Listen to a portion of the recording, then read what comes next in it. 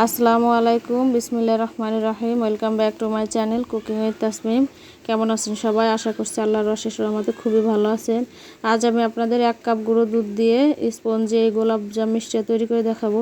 তো যারা যারা আমার চ্যানেলে নতুন, প্লিজ আমার চ্যানেলটি সাবস্ক্রাইব করবেন। আর যদি নাই করেন তাহলে একটু দোয়া করেন, শুধু আপনাদের দোয়ায় আমি এগিয়ে যাবো ইনশাল্লাহ। তো চলুন মিষ্টিটা তৈরি করতে চলে যাই। এখানে আমি প্রয়োজনীয় উপকরণ নিয়ে নিয়েছি। চিনি নিয়ে নিয়েছি মিষ্টিটা আপনাদের স্বাদ মতো, আর ময়দা নিয়ে নিয়েছি 1 কাপের 4 ভাগের 1 ভাগ, এবং গুঁড়ো দুধ নিয়ে নিয়েছি 1 কাপ, রান্নার রেগুলার তেল, এখানে আপনারা ঘিটাও নিতে পারেন, এবং বেকিং পাউডার। এখানে আমি আগে চিনি শিরাটা তৈরি করে নেব, এই জন্য আমি 2 কাপ এবং ওই চিনিটা দিয়ে ফুটিয়ে নিয়েছি, এবং এখানে এলাচ দিয়ে দিয়েছি 3টা। এখন এখানে আমি 1 ফালি যে লেবুর রস, ওইটার সাথে পানি অ্যাড করে দিয়ে ওর মধ্যে মিশিয়ে দিলাম, যাতে শিরাটা অতিরিক্ত আঠালো ভাব না আসে, এবং আবারও ফুটিয়ে নিলাম। চিনি শিরাটা রেডি, আমি এখন এটা এক পাশে রেখে দেব। চলে আসলাম পরবর্তী ধাপে। এখানে আমি একটা মিক্সিং বল নিয়ে নিলাম, এবং এর মধ্যে সেই গুঁড়ো দুধটা দিয়ে দিলাম সেই ময়দাটা, বেকিং পাউডারটা দিয়ে দিলাম। এখন আমি শুকনো উপকরণগুলো হাত দিয়ে ভালোভাবে নেড়ে চেড়ে নেব, এবং রান্নার যে তেলটা ওইটা দিয়ে দিলাম।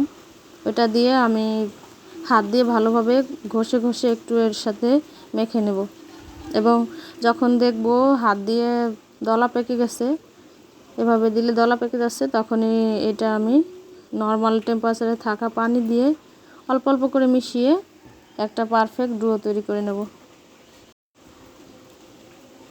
দেখুন ডো তৈরি করা হয়ে গেছে। এখন আমি হাতে একটু তেল মেখে নিয়ে এই ডো থেকে একটা একটা করে বলের মতো করে তৈরি করে নেব। মিষ্টির যে শেপটা ওইটা দিয়ে নেব। দেখুন এভাবে, এই কাজটা একটু সাবধানে করবেন। এই যে আমি সবগুলো মিষ্টি এভাবে বানিয়ে নিয়েছি। এখন আমি মিষ্টিগুলো ভাজতে চলে যাব। তাই জন্য আমি চুলায় 1.5 কাপের মতো তেল গরম করে নিয়েছি। তো এই জন্য আমি কড়াইয়ে 1.5 কাপের মতো তেল নিয়ে নিয়েছি। তেলটা গরম করবেন না, আমি এইমাত্রই তেল দিয়ে দিয়েছি, এবং এর মধ্যে এক একটা করে মিষ্টি দিয়ে দেব। তো আসুন, আমরা যারা মুসলিম সবাই 5 ওয়াক্ত ইখলাসের সাথে নামাজ আদায় করে নেই, কারণ এই ক্ষণস্থায়ী পৃথিবীতে সারা জীবন থাকতে আসিনি, চলে যেতে হবে একদিন। তো যাই হোক, দেখুন মিষ্টিগুলো এখন আমি একটু ধৈর্য ধরে ভেজে নেব। তো আমি অর্ধেকটা মিষ্টি সাদায় তুলে নেব, আমার বাচ্চা সাদা খেতে পছন্দ করে, এই জন্য। দেখুন এখন আমি এখান থেকে অর্ধেকটা মিষ্টি তুলে নিচ্ছি একটা একটা করে,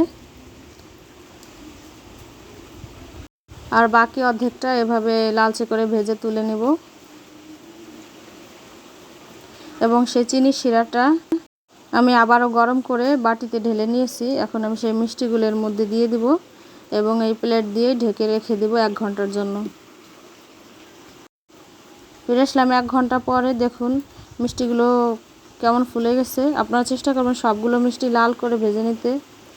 তো দেখুন একটা প্লেটে তুলে নিয়েছি। মাশাআল্লাহ, মিষ্টিগুলো কতটা দেখতে সুন্দর হয়েছে এবং স্পঞ্জি হয়েছে। একটা মিষ্টি আমি আপনাদের কেটে শেয়ার করছি।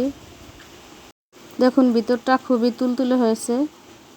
আর যদি ভিডিওটা একটু ভালো লাগে, উপকারে লাগে, তাহলে প্লিজ একটা লাইক দিয়ে দিবেন, এবং বেশি বেশি শেয়ার করে দিবেন, আর অবশ্যই আমার চ্যানেলটাকে সাবস্ক্রাইব করবেন। তো আজকের ভিডিও এই পর্যন্তই। দোয়া করি সবার জন্য, সবাই ভালো থাকবেন, সুস্থ থাকবেন। আল্লাহ হাফেজ। আসসালামু আলাইকুম ওয়া রাহমাতুল্লাহি ওয়া বারাকাতুহু।